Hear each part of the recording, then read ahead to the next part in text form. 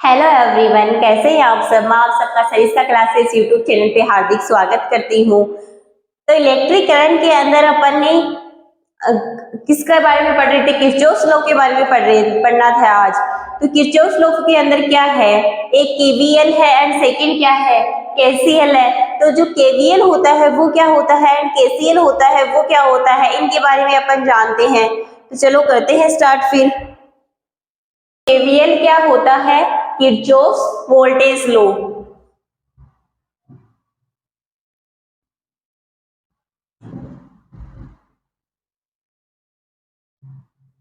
And KCL क्या होता है? Kirchhoff's current law. क्या होता है? Kirchhoff's current law. अब जो केसीएल होता है ये क्या काम में आता है? केसीएल होता है ये आवेश के संरक्षण के लिए काम में आता है, यानी कि कंजर्वेशन ऑफ चार्ज। और जो केवीएल होता है वो ऊर्जा के संरक्षण के लिए काम में आता है, यानी कि कंजर्वेशन ऑफ एनर्जी।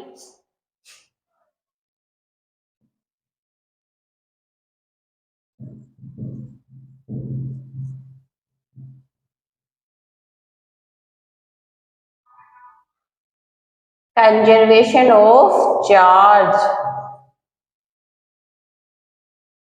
एंड जो केवीएल होता है वो किसके काम में आता है?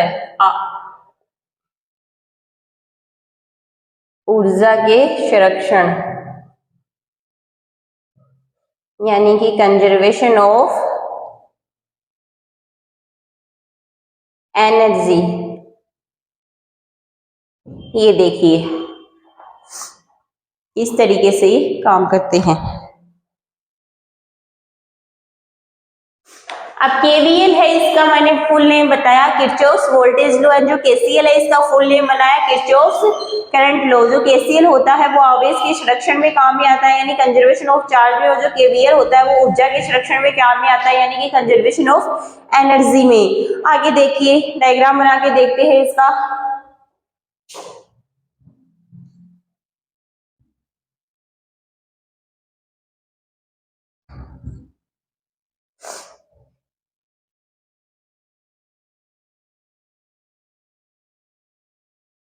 जैसे कि ये 4 पॉइंट्स लिए, ये बिंदु ले लिया।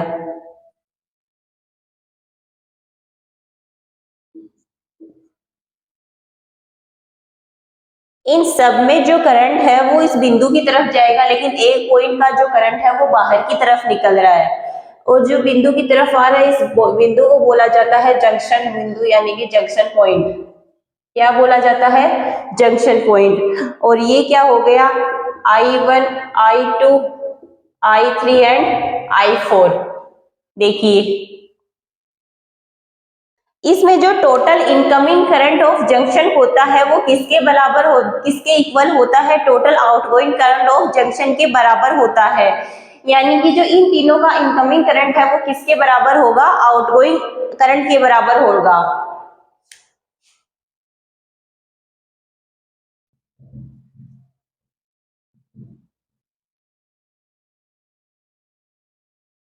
Total incoming current eight junction is equals to total outgoing current at junction. यानी कि I1 plus I2 plus I3 किसके बराबर हो जाएगा? I4 के बराबर हो जाएगा, क्योंकि जो I4 है वो क्या आ रहा है?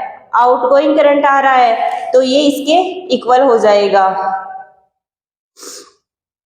यानी कि ये जंक्शन पॉइंट है, ये तीनों करंट की तरफ इस पॉइंट की तरफ आ रहे हैं, लेकिन ये बाहर की तरफ निकल रहा है, तो ये किसके बराबर होता है? इनकमिंग आउटगोइंग के बराबर। तो ये तीनों क्या हो गए? I1 plus I2 plus I3 incoming हो गए, लेकिन जो I4 है ये क्या हो गया? ये आउटगोइंग करंट है। तो ये तीनों क्या, ये चारों आपस में इक्वल हो जाते हैं। आगे देखिए, किसी जंक्शन बिंदु पर सभी विद्युत धाराओं का बीजगणित ये जो योग होता है वो क्या होता है? शून्य होता है।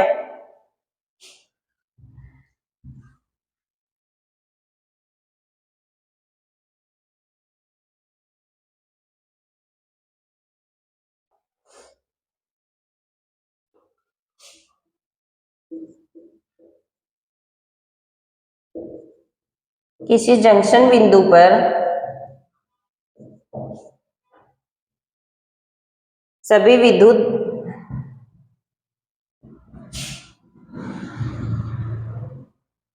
धाराओं का बीजगणितीय योग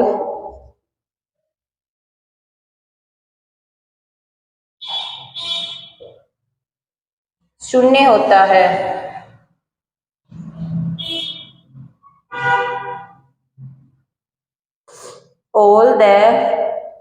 all any junction algebraic sum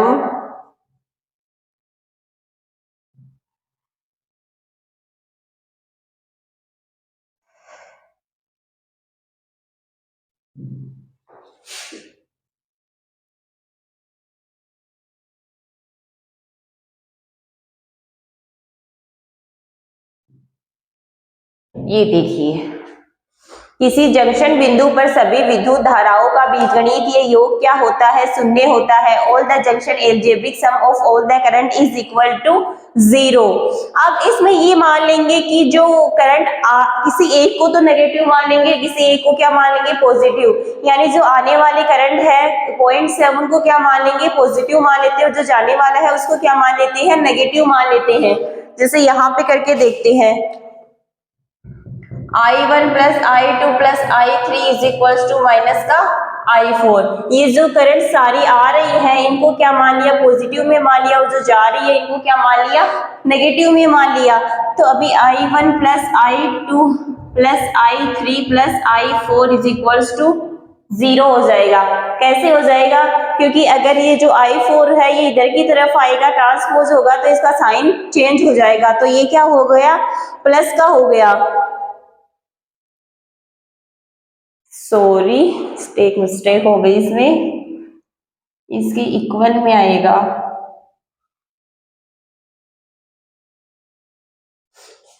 ये माइनस का I4 मान लिया, तो ये इधर की तरफ ट्रांसफर होगा, तो ये क्या हो जाएगा? I4 इज इक्वल्स टू इसके I4 में आ जाएगा। I1 plus I2 plus I3 किसके इक्वल में आ जाएगा? I4 के इक्वल में आ जाएगा। चलो क्वेश्चन से समझते हैं आगे।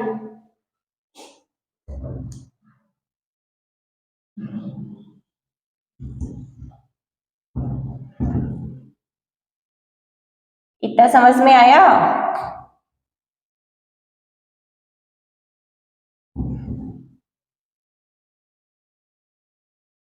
जैसे क्वेश्चन लिया अपन ने, ये विद्युत धारा यहाँ पे आ रही है, ये और ये, तो इसको मान लिया 2 एम्पियर, इसको मान लिया 1 एम्पियर, ये बाहर की तरफ निकल रही है 3 एम्पियर, और ये 0 एम्पियर हो गया, और ये 1 एम्पियर हो गया। और I इज इक्वल्स टू हमें निकालना है, फाइंड आउट करना है। तो अभी देखिए, इसमें जो बाहर की तरफ है वो तो कितनी जा रही है, और जो अंदर की तरफ है वो कितनी आ रही है? जो बाहर की तरफ है वो कितनी जा रही है, जो अंदर की तरफ है वो कितनी आ रही है? तो ये देखिए, ये 1 एम्पियर और 2 एम्पियर, ये क्या हो रही है? बाहर की तरफ जा रही है। कितनी? 3 एम्पियर टोटल। ये 3 एम्पियर ये अंदर की तरफ आ रही है, 3 एम्पियर टोटल बाहर की तरफ जा रही है। तो ये क्या, ये आपस में कैंसिल हो गई दोनों। अब बचा कितना? ये तो 0 एम्पियर है, 1 एम्पियर ही तो शेष रहा। तो आई की वैल्यू क्या आ जाएगी? 1 एम्पियर। समझ में आया आई की वैल्यू कैसे 1 एम्पियर आई? अगर 1 एम्पियर और 2 एम्पियर टोटल 3 एम्पियर करंट अंदर की तरफ जा रहा है, तो 3 एम्पियर बाहर भी तो निकल रहा है। तो अंदर की तरफ कितना एंटर हो रहा है? 1 एम्पियर करंट ही तो एंटर हो रहा है। तो ये 1 एम्पियर यहाँ आ गया, तो आई की वैल्यू क्या आ जाएगी? 1 एम्पियर आ जाएगी। ठीक है, ये अपन ने इतनी देर केवीएल के लिए देखा, अब अपन केसीएल के देखा, अब अपन केवीएल के लिए देखते हैं क्लोज सर्किट।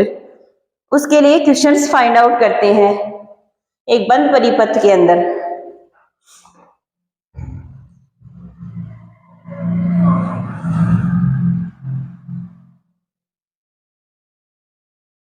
ठीक है, करते हैं स्टार्ट।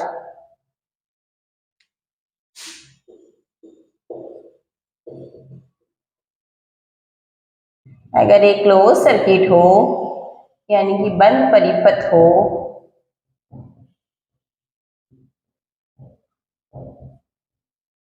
तो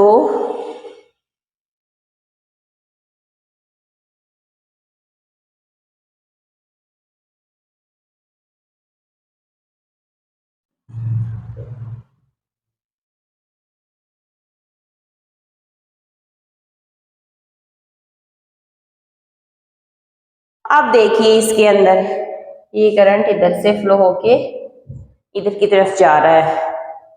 अब इसमें पॉइंट्स लेते हैं अपन। पॉइंट्स क्या लेते हैं, इन तीनों को अपन ने ले लिया 5 ओम 5 ओम 5 ओम। रेजिस्टेंस हो गया, कितना हो गया 5 ओम। यहाँ पे बैटरी एक और कनेक्ट करेंगे, यहाँ की तरफ आएगा ये करंट। अब देखिए ये सब 5 ओम 5 ओम 5 ओम ले लिया।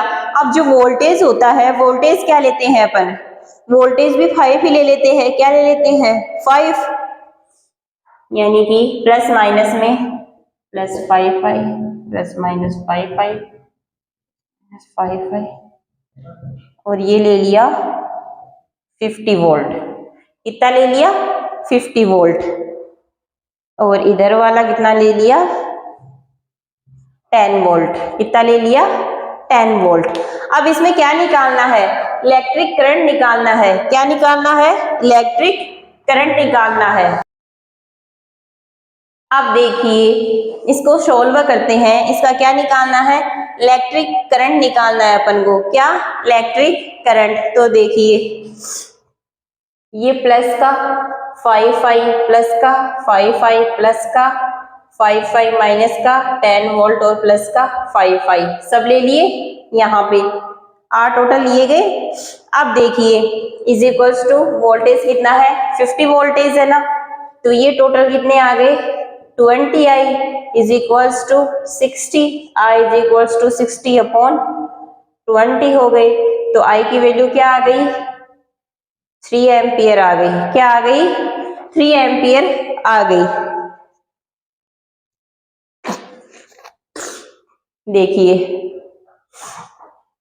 5 5 5 5 5 5 5 5 5 5 5 5 बीच में 10 वोल्ट माइनस के और ये 5 5 ठीक है, इज इक्वल्स टू किसके इक्वल है 50 वोल्ट के इक्वल है। 5 5 5 5 कितने हो गए 20। ये 10 वोल्ट इस 50 वोल्ट की तरफ जाएगा तो 50 प्लस 10 60 वोल्ट। आई की वैल्यू क्या आ गई 3 एम्पियर आ गई। आ गई, क्या आ गई 3 एम्पियर। अब देखिए जो बंद परिपथ में सभी विभवांतरों एवं विद्युत वाहकों का बीजगणितीय योग क्या होता है, शून्य होता है। क्लोज सर्किट के अंदर सभी विभवांतरों और जो बीजगणितीय मान है उनका क्या होता है, शून्य होता है। इन ए क्लोज सर्किट करके देखते हैं।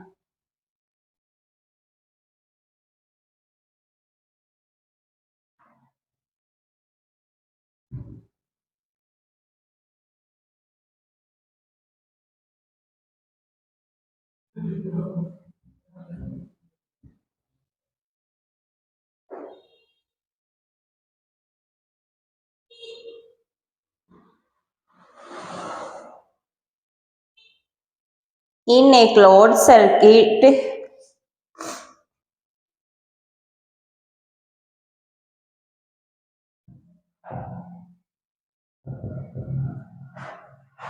in a closed circuit all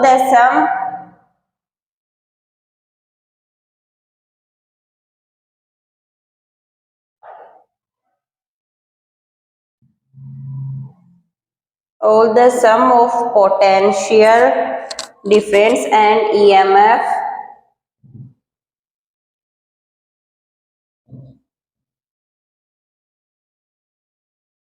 is equals to 0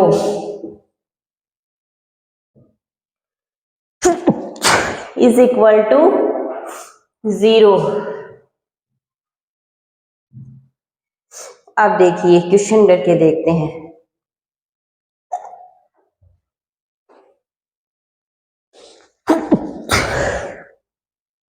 question से पहले सर्किट से समझ लेते हैं। यहाँ पे जैसे कि ये रेजिस्टेंस R1 हो गया, ये R2 हो गया, इसको बैटरी से कनेक्ट कर दिया। ये करंट आई इधर से की तरफ फ्लो हो रहा है, ये वोल्टेज हो गया, ये R1 R2 plus V1 minus plus V2 minus. ठीक है, तो अभी ये क्या हो गया, plus V1 minus V2 minus V1 is equals to 0।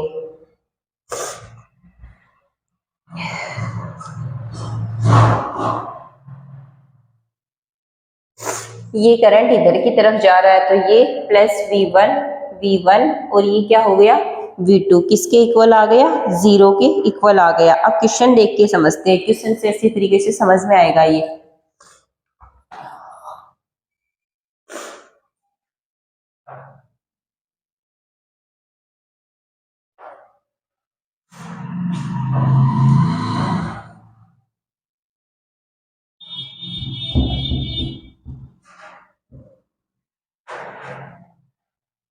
चलो एक क्वेश्चन लगाते हैं फिर, ठीक है, करें स्टार्ट।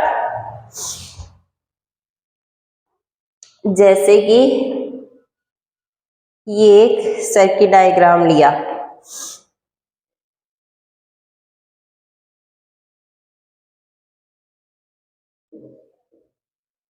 रेजिस्टेंस ऐड किया, ये एक रेजिस्टेंस यहाँ ऐड किया, फिर एक रेजिस्टेंस यहाँ, ये एक रेजिस्टेंस यहाँ, तो ये 10 ओम ले लिया, ये कितना ले लिया 10 ओम, ये 5 ओम ले लिया एंड 10 ओम ले लिया, 10 ओम ले लिया, ये 5 ओम ले लिया, ये 15 एम्पियर ले लिया। ठीक है, कितना ले लिया 15 एम्पियर।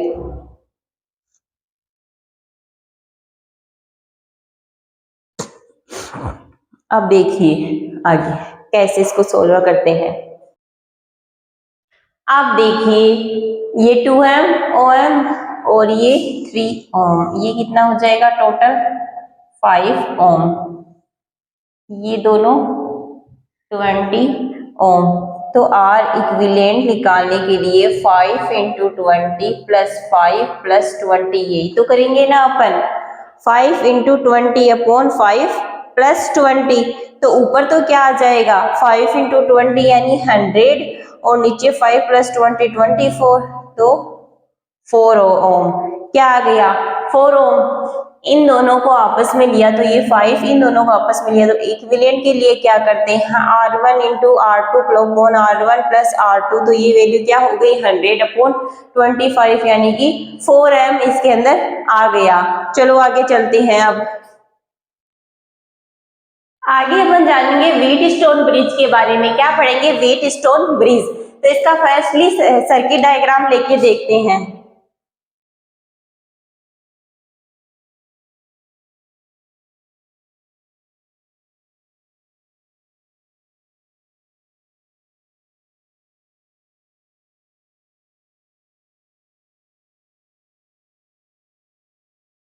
ये इसको गैल्वेनोमीटर से कनेक्ट कर देते हैं और एक रेजिस्टेंस यहाँ पे भी ले लेते हैं R5 का। ये R1 R2 R3 R4 और R5, यहाँ से बैटरी कनेक्ट की।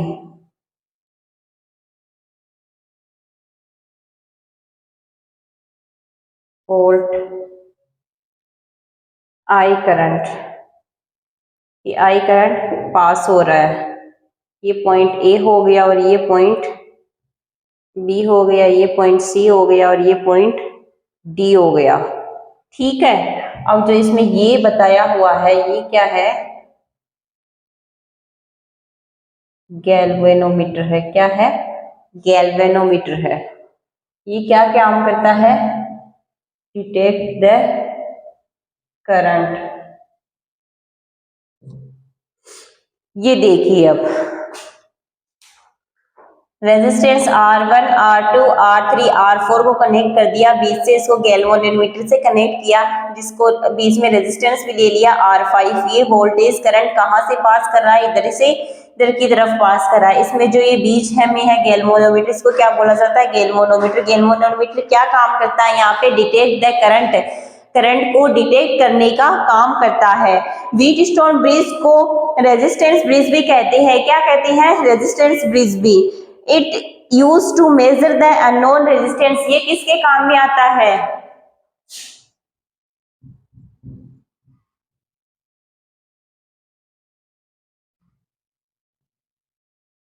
मेजर द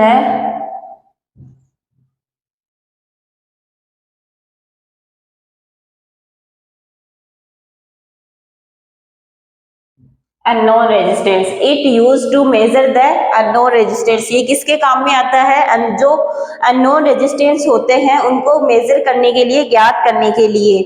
जैसे कि इसके अंदर इक्वल क्या हो जाएगा, जो R1 है वो R3 के इक्वल हो जाएगा, और R2 है वो किसके इक्वल हो जाएगा, R4 के इक्वल। R1 R3 किसके इक्वल हो जाएगा, R2 R4 के इक्वल हो जाएगा यहाँ पे। आगे देखें तो ये इसको क्या बोला जाता है, बैलेंस ब्रिज कंडीशन भी बोला जाता है। क्या, बैलेंस ब्रिज कंडीशन। इस जो वैल्यू लिखी है R1 R3 is equal to R2 R4, इसको क्या बोला जाता है, बैलेंस ब्रिज कंडीशन।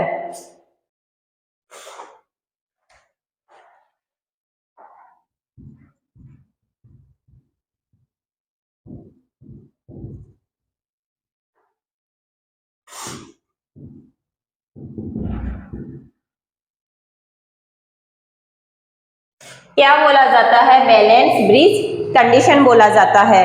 अब एक क्वेश्चन लगाते हैं, चलो आगे।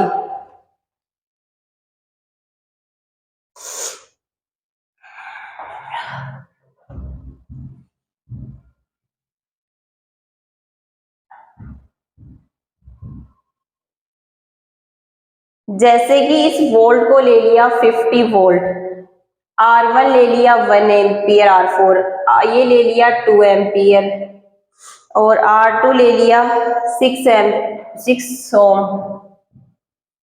और R1 ले लिया 3 ओम, एंड R5 ले लिया 10 ओम। सो 10 यहाँ पे ले लेते हैं 10 एम्पियर, करंट ही ले लेते हैं सीधा 10 एम्पियर। अब इसमें फाइंड क्या करना है, आई फाइंड आउट करना है यहाँ पे। तो अब आप देखिए,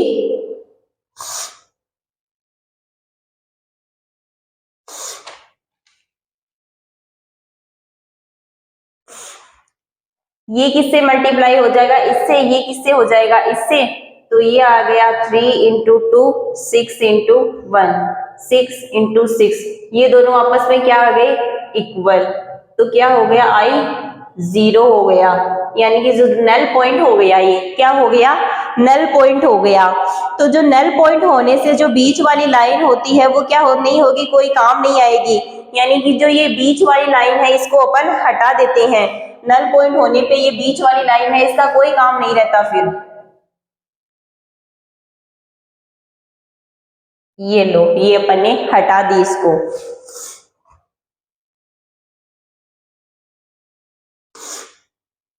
अब अगर इसको रेजिस्टेंस निकालना है, इक्विवेलेंट में अगर रेजिस्टेंस निकालना हो तो ये दोनों आपस में ऐड हो जाएंगे, 3 + 6, और ये आपस में हो जाएंगे 1 + 2, तो ये तो 9 ओम आ गया, और ये क्या आ गया, 3 ओम। अगर आर इक्विवेलेंट निकालना हो तो 9 इंटू 3 अपॉन 9 + 3, तो ये 27/12 है, तो ये क्या आ गया फिर 9/4, यही आया ना, 9/4।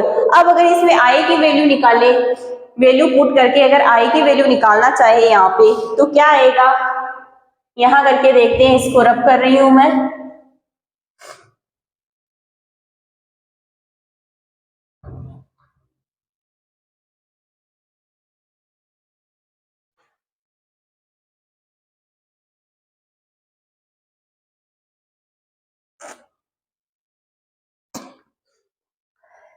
आई की वैल्यू पुट करते हैं, I is equals to current 50 volt था ना, ये कितना 9/4, 50 ये 4 ऊपर चला जाएगा, 9 नीचे आ जाएगा, 50 इंटू 4 कितना आ गया 50 इंटू 4 200/9 एम्पियर, ये इसकी वैल्यू आ गई आई की। देखिए ये रेजिस्टेंस निकाला तो मल्टीप्लाई किया, फिर इसको अगर टोटल आर इक्विवेलेंट निकाला तो आर इक्विवेलेंट के अंदर क्या हो गया 9 into 3 9 plus 3 R1 into R2 upon R1 plus R2, ये 27/12 और 9/4 आ गया। फिर आई की वैल्यू पुट की 50/9/4, तो 50 इंटू 4/9 तो क्या आ गया 200/9 आ गया। एक क्वेश्चन और लगा के देखते हैं, अगर एक बैलेंस के अंदर ब्रिज को एक ब्रिज बैलेंस हो तो उसके अंदर जो रेजिस्टेंस है वो कैसे फाइंड आउट किया जाता है।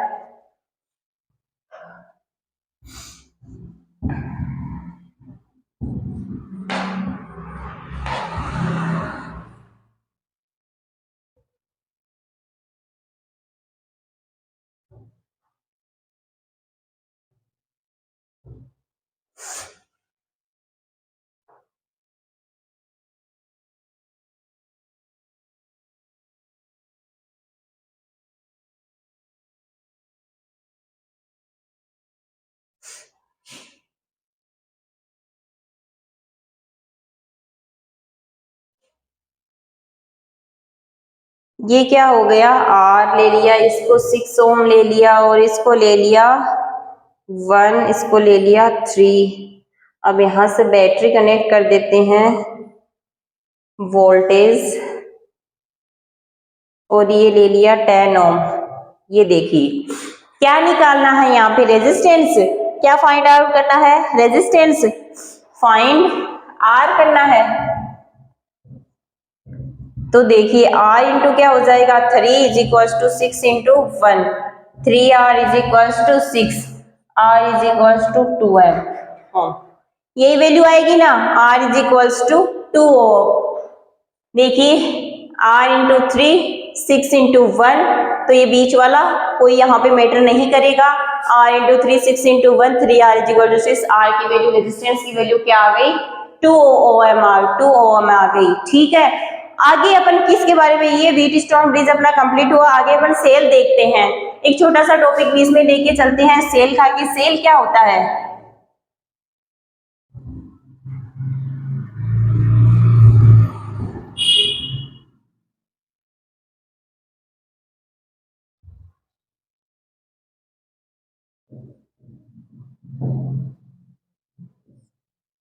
क्या देखते हैं सेल।